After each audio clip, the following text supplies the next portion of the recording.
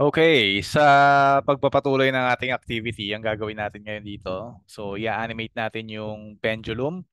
So sa pagkakataong ito, yung frame, in-extend natin hanggang frame 40. So ang command na ginamit natin ay yung tinatawag na insert frame. So yung right click, insert frame. So nag-extend siya ng ganyan. Okay, so yun yung gagawin natin. Okay, so yan ang gagawin natin pagdating dito sa frame 20. Magi-insert ano tayo dyan? Insert keyframe. Okay? Insert keyframe. Gamit ang free transform tool right here. I-hold natin yung shift. No? I-hold natin yung shift. Tapos ililipat natin siya dito. Boom. Yan. Tapos, pagdating do sa frame 40, tayo muli ay magi-insert keyframe. Pagkatapos yan, i-hold natin yung shift button ng ating keyboard. Gaganon natin siya ulit. Boom. Okay. So, ganyan. Okay? Okay. So, ganon. No?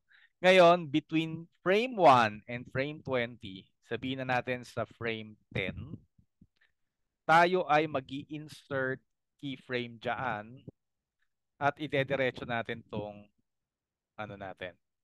No? I-vertical natin yung pendulum. Pwede nating i-on. No? Pwede nating buksan ang onion skin natin right here. So para makita natin yung previous and next drawing. So ayan, ito yung nasa frame 20 right here. Ito yung nasa frame number 10. Okay. Ayan, pwede i-vertical natin na ganyan. Okay. And yung nasa frame 30 which is between 20 and 40 right here. No? So right click, no? Right click, insert keyframe. Ilalagay natin siya sa gitnang gitna. Okay? So yan. So ito yung nasa frame 20 right here, yung medyo ghostly image dito, frame number 20. This is frame number 40. So kung titingnan niyo ganito yung pagkaka keyframe ng ating Adobe Animate, no? So frame 1 and then frame 10, frame 20. Okay? So ganito yung ginawa natin, frame 1, frame 20, frame 40. Okay? Ngayon, yung frame 10 at saka yung frame 30, naka-vertical sila. Okay? So, ganyan ang gagawin natin ngayon. Okay?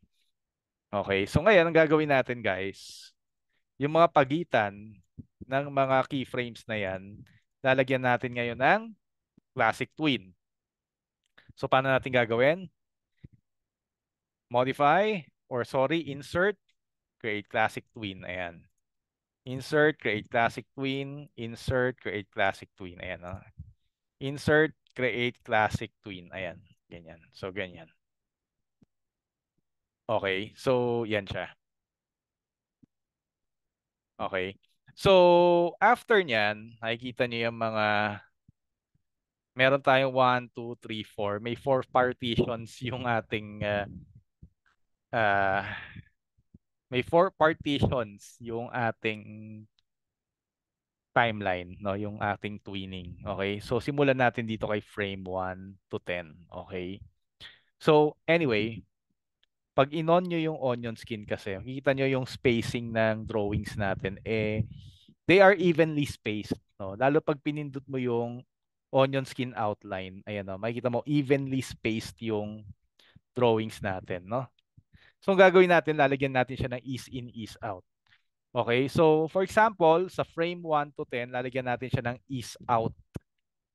Okay, ng ease out. Okay, ano ba, paano ba yung ease out? Okay, ganito siya, no? So, select natin to. Meron kasi ditong easing. Ano, classic ease. Gagawin ko negative 100. Yan, kunyari negative 100.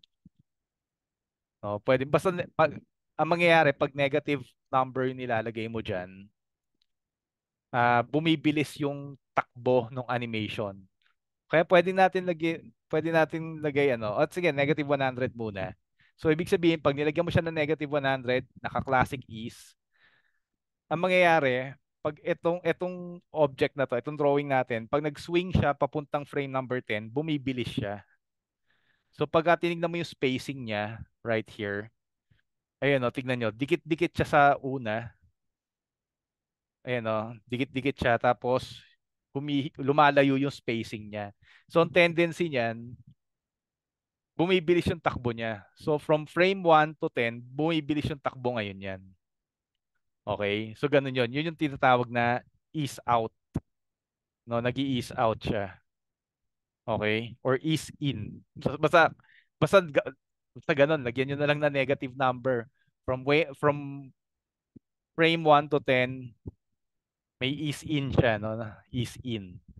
Tapos yung from frame 10, ngayon naman, yung from frame 10 to frame 20, gawin ninyo, sa pagitan yan, gawin yung positive 100 dito sa may classic ease niya, no? You call it positive 100.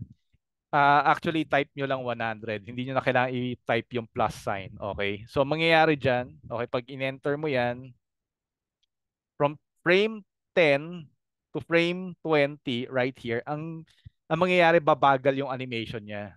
So, from here, from frame 1 to frame 10, bibilis yan. Pagdating ng frame 10 to frame 20, aakyat siya ng ganon, babagal, magsuslow down, ease out. Ayan o. So kung titingnan mo yung spacing niya, ayan o, kita nyo, dito, magkakadikit yung drawing, tapos humihiwalay. O, tignan nyo na lang yung bola. Ayan o, magkakadikit yung spacing niya, tapos dito humihiwalay. Pagdating doon, mag-aano siya, magdidikit-dikit siya. So ang epekto niyan, habang umaakyat yung pendulum, bumabagal siya because it's going against the gravity. Okay, so gaganon siya. Okay? So ngayon, gaganon siya. Pagdating ng frame 20 to frame 30, babagsak uli yung pendulum eh. So kailangan mabilis yung takbo niya. No? So gagawin natin dyan from 20 to 30, negative 100. Tapos pagdating ng 30 to 40, right here, no, dito sa timeline natin, frame 30 to 40, positive 100 yan. So yung pag positive 100, hindi nyo naman kailangang i-type yung plus sign. Pero pag negative number, no, pag negative number siya like negative 100, kailangan nyo i-type yung minus sign. So ang ginagawa ng negative number, pinabibilis niya yung takbo ng animation natin. Pag positive number, pinapabagal niya. Okay? Bago huminto. Okay? So ito, from frame 1 to frame 10, from frame 1 to frame 10, naka-negative number yan, which is negative 100. Then from 10 to 20, right here, 10 to 20, naka-positive 100 yan. Parang epekto, mag-slow down siya or mag-ease out. Then from 20 to 30, babagsak yung pendulum. That's negative 100 para bumilis. Then from 30 to 40, positive number yan, positive 100. So ang tendency niyan, so kikita ninyo, no, bumabagal siya, bibilis, babagal. Ayan o. So dapat ganyan ang takbo niyan. Okay.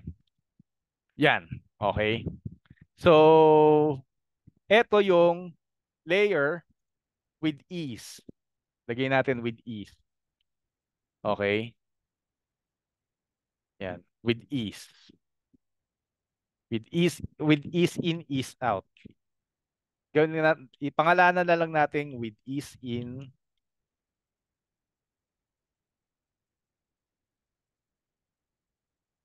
Yan. Okay. With ease in, ease out. So, ibig sabihin, pag bababa yung pendulum, bibilis. Pag aangat yung pendulum, babagal. Okay.